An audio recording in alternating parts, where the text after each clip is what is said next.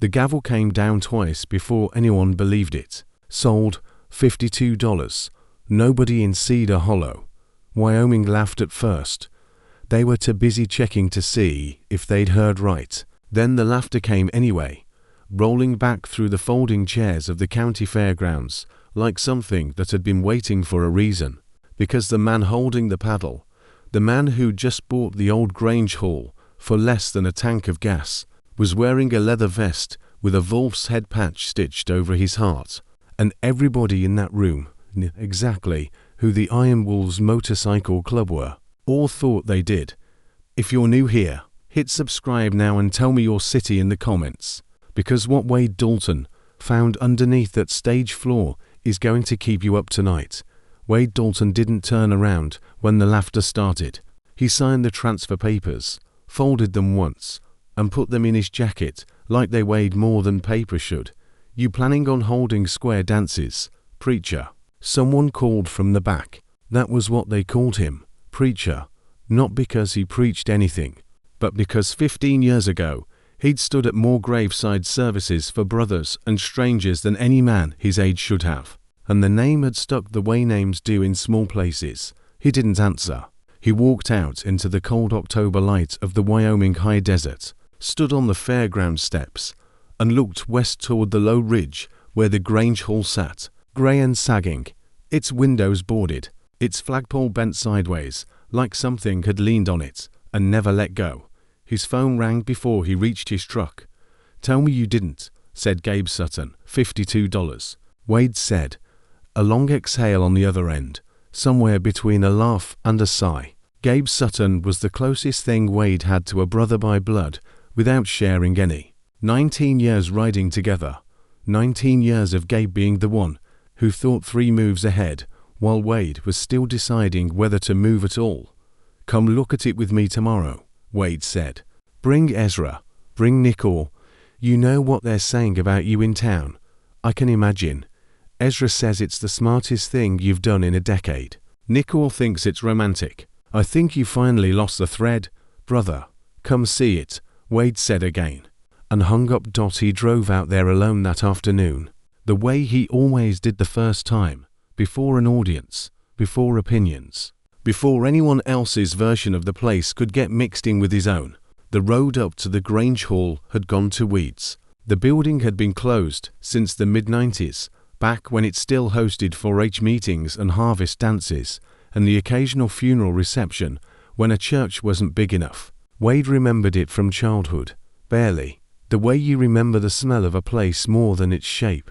His mother had brought him to a Christmas social there once, and he recalled colored lights strung across a stage and a room that felt, for one evening, like the whole town belonged to itself.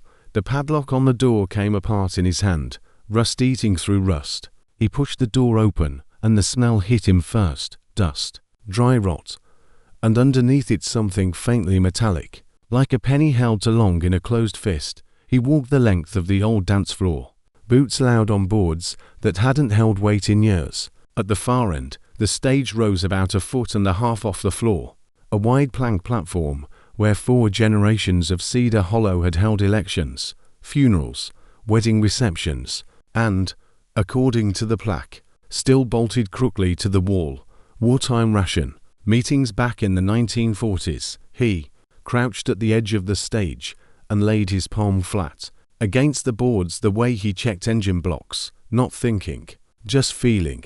There was a hum, faint, steady, not the settling creak of an old building, something with a rhythm to it, low and mechanical, like current moving somewhere it shouldn't still be moving after 40 years of nobody paying the bill. "What are you hiding?" Wade said out loud, and the building didn't answer, but it would. They came back the next morning, the 4 of them, and Wade showed them what he'd found. Gabe knelt first, professional and skeptical, palm flat against the boards. "That's not settling," Gabe said. Ezra Colt didn't say anything. Ezra was 68, had done to tour in Vietnam, and never talked about either one, and had a way of moving through a room. He was still checking the tree line. He got down slow, joints protesting, and put 2 fingers against a seam in the floorboards near the back of the stage. "There's a line here," Ezra said. runs parallel to the wall. That's not construction settling. That's a cut. Nicole Reyes had the county plans spread on a folding table, 29 years old, to tour in Afghanistan. A knee that clicked when the weather changed, and a habit of feeling everything a half second before anyone else in the room did. Plans from 1947 show slab foundation. No basement, no cellar, nothing under the stage at all. Then something got built after 1947. Wade said it took them 20 minutes to map the seam fully. A trapdoor roughly 6 feet by 4, finished over with matching boards, so the join was nearly invisible, unless you already knew to look. Gabe worked a pry bar into the gap. The panel gave with a groan and a rush of cold air that had nothing to do with October. Nico's flashlight found a wooden staircase going down into the dark. All right, Wade said. That's it, Nico said.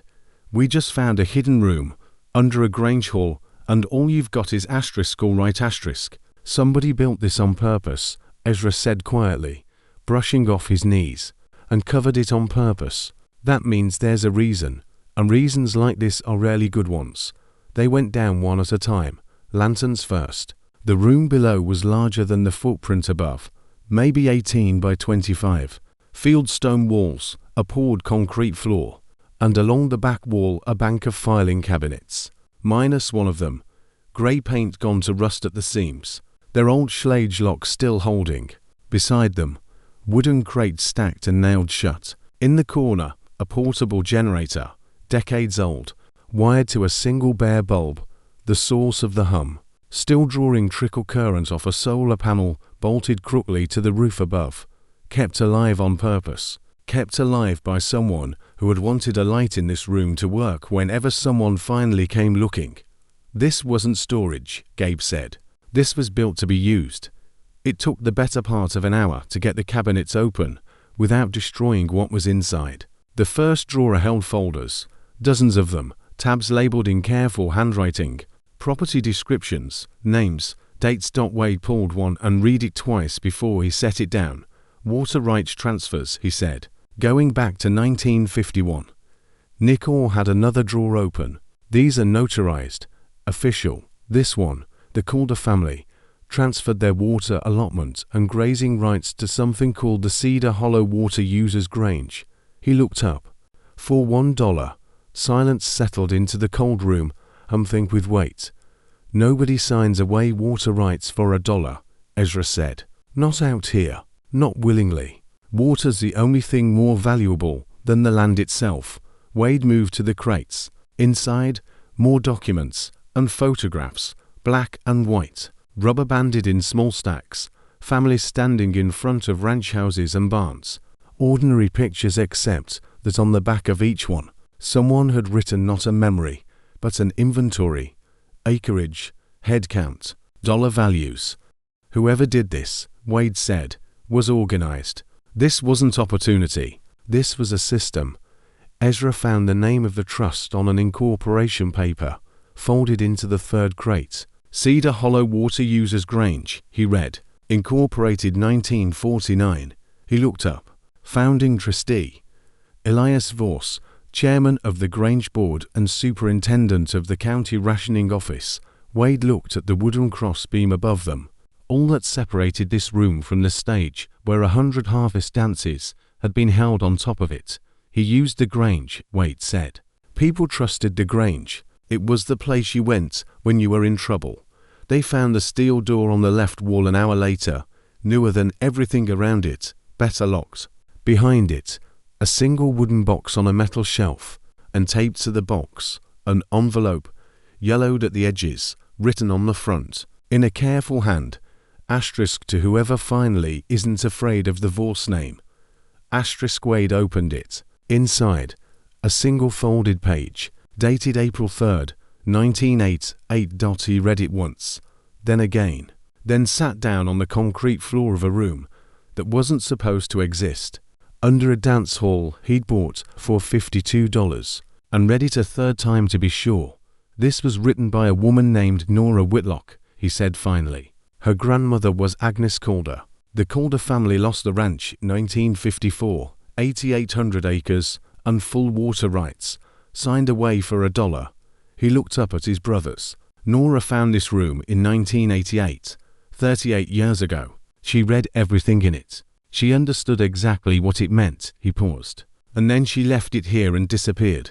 Why? Nicole said. Would she find all this and just walk away? Because she tried to do something with it first, Wade said, scanning the letter. She went to the county recorder, hired a lawyer in Casper, tried to get a reporter interested. He read further, his jaw tightening. Then her house was broken into. Then the lawyer dropped her without explanation. Then people she'd never met started showing up wherever she went. Someone made it clear the people who built this were still in charge, Ezra said. She had no money, no power, no allies, Wade said. A young woman alone in a small town, up against 40 years of somebody else's machinery.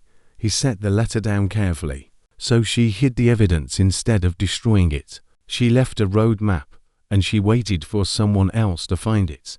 Nico's voice had gone flat and certain, the way it did when something in him had finished moving from disbelief into resolve. We have to find her. I know, Wade said. He folded the letter along its original creases and slid the envelope into his vest, over his heart. Before anything else, before we touch one more file down here, we find Nora Whitlock. He looked at each of them in turn. We don't walk away. Nobody argued. It took 9 days. Gabe worked the phone and the internet. Ezra sat 6 hours at the county clerk's office, pulling deed records and voter rolls. Nicole pulled newspaper archives at the library going back to 1985. What they found was almost nothing, and the almost nothing was its own kind of answer. A woman doesn't vanish from every record in a county, unless she means to, or someone helps her mean to. The break came from a church choir bulletin from 1986, * Nora Whitlock, alto, * listed beside * Opal Merriweather, soprano *, same surname pattern as Nora's mother's maiden name. A birth record confirmed it.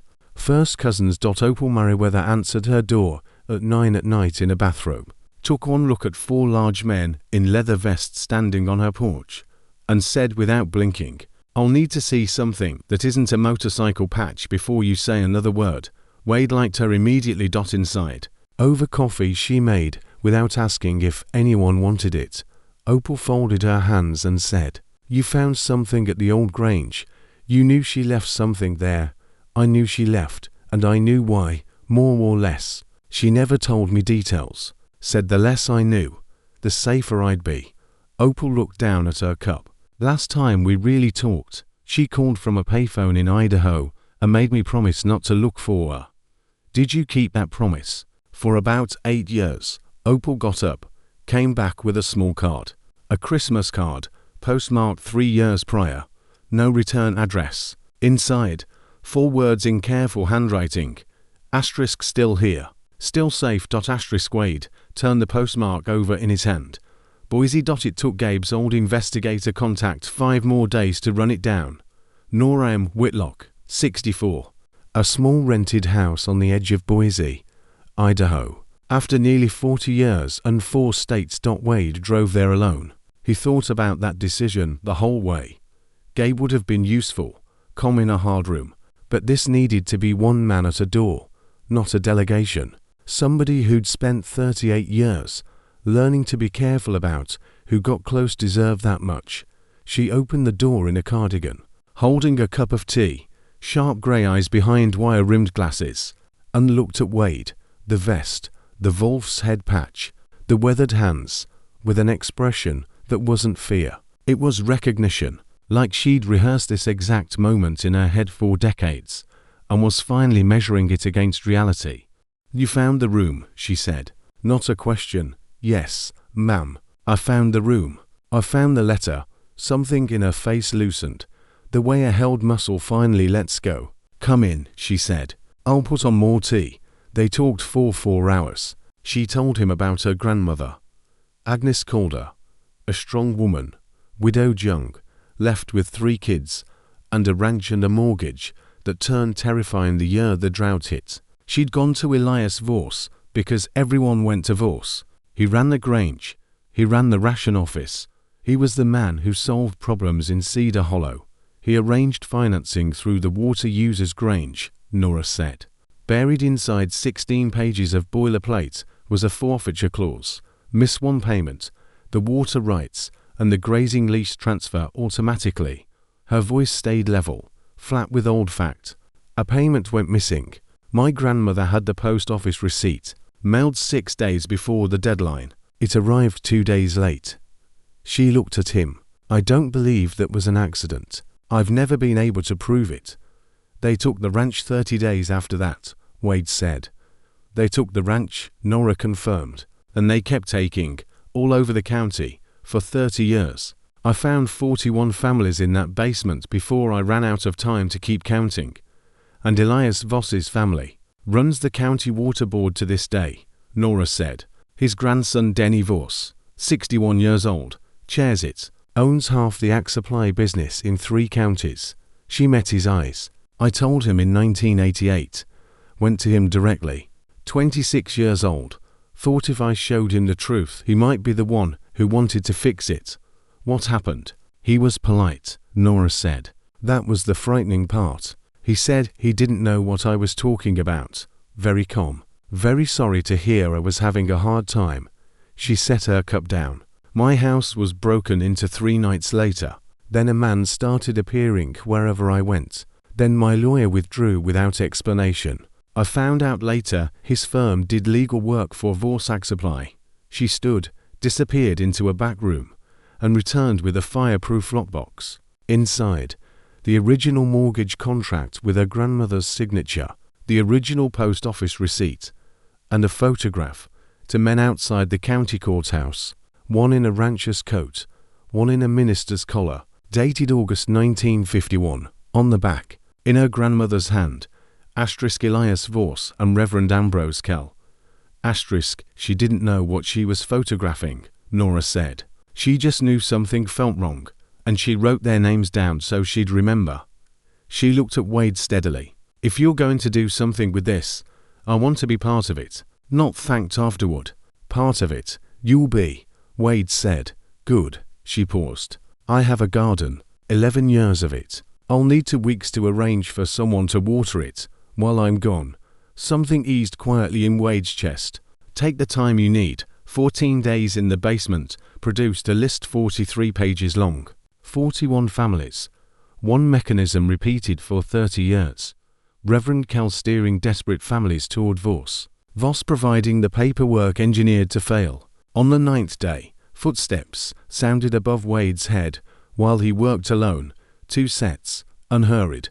One voice doing most of the talking. He waited them out, then climbed up to find her. Cedar Hollow County pool vehicle pulling away down a hill. Denny Voss was watching the property. Wade got his number through 3 favors and called from a line that wasn't his own. Mr. Voss, my name is Wade Dalton. I own the old Grange Hall.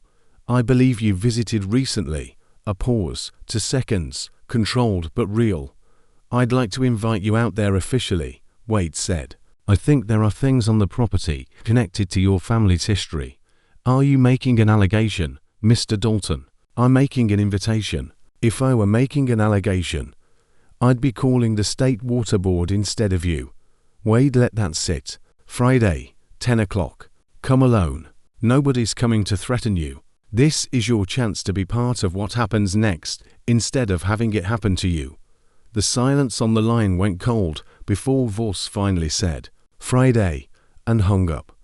Denny Voss arrived at 9:57 that Friday, parked his own truck, not the county car, and stood a moment looking at the building before he came in. Inside, 2 chairs faced each other near the old stage. Nora sat in one, hands folded, exactly as still as she'd been in Boise. Gabe and Ezra stood to either side. Nicole stood near the door. Nobody blocked the exit. Wade had been specific about that. Voss stopped in the doorway. His eyes moved over the vests, the patches, then found Nora, and something in his face tightened. I know who she is, he said quietly, before Wade could say anything. Then you know what this is about, Wade said. He pulled the cloth off the document table. 41 families, 1949 to 1979. Your grandfather built it. Your father maintained it. It's all here. Originals, notarized contracts, a professor's legal analysis, and a photograph of your grandfather and Reverend Kell dated August 1951.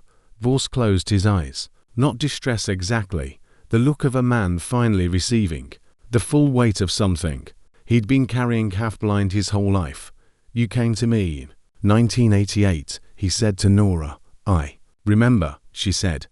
I was 26. I knew the foundation wasn't clean. I told myself it was old history, that disturbing it wouldn't help anyone, that the businesses we'd built on top of it were legitimate now. He looked down at his hands. I told myself a lot of things. My house was broken into 3 days after I met with you. Nora said. Voss didn't flinch. My father did that. I didn't find out until 2 years later. He looked up. There's no good end to that sentence. No, Nora said. There isn't. The room held its silence a long time.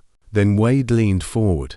What I want, he said, is the truth on permanent record. Every family, every property, documented and acknowledged. Not because you're forced to, because it's right, and because I think some part of you has known that for a long time. He held Voss's eyes. I'm giving you the choice. Your grandfather and father never gave those 41 families the choice to decide what happens next. Voss looked at Nora for a long moment. I'm sorry, he said, for what my family did to yours, and for what I let stand in 1988. I know that's not enough. It's a start, Nora said. What followed took months, not minutes. A law professor named Lena Hart confirming that one subsidiary of the old Grange Trust had never been formally dissolved, meaning several contracts carried live legal standing instead of merely historical ones. Voss's own attorney, Priya Chandra, telling him flatly that cooperating was both the smart move and, in her words, the actually right one. Wade and Nikor and Ezra driving out to find surviving families one at a time, sitting in living rooms telling sons and granddaughters that their fathers hadn't failed. They'd been robbed by a system built to make sure they couldn't fight back. The county courthouse conference room filled on a Thursday in late spring. Nora with her lockbox, minus one family representatives. Denny Voss reading a statement he'd written himself, naming his grandfather, naming Reverend Kell, naming all 41 families out loud, while an old woman named Ruth Calder Sims, granddaughter of Agnes Calder, gripped her daughter's hand and did not let go. Your grandmother did nothing wrong, Voss told her. She trusted the wrong people and was betrayed. I can't fix 60 years of that, but it's true, and it's on the record now, and it can't be buried again. Ruth Calder Sims looked at him a long moment, then said, quietly, I used to sing at the Grange dances when I was young. She looked at Wade. Is it going to be a place again? You can sing there any time you want, Wade said. The community centre opened on a Saturday in late June. No ribbon, no speeches, just the doors open, coffee made, and whoever wanted to come. Ruth Calder Sims came and sang in the middle of the old dance floor, her voice thinner than it had been, but true. Opal Merriweather brought 3 casserole dishes and commandeered the kitchen. She'd been waiting years for a good one to run. A young Marine named Cody sat quiet in the corner near Ezra, not talking yet, but through the door. Wade found Nora near the window in the afternoon light, watching the room fill.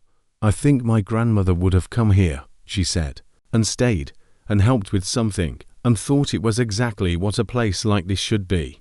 Then she is, Wade said. Every one of those 41 families is part of what this building's built on now. The truth of it, not what was done to them. The fact that they were here, that they built things, that it mattered. He looked out at the room.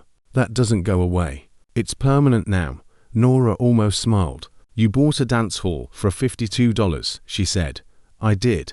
That was either the most foolish thing anyone in this town has done in 70 years, or the most important, probably both, Wade said. Outside, the flagpole had been straightened. Inside, 41 names sat in a county record that could never again be quietly erased. and the room that had held a buried theft for 4 decades was finally, fully, breathing clean.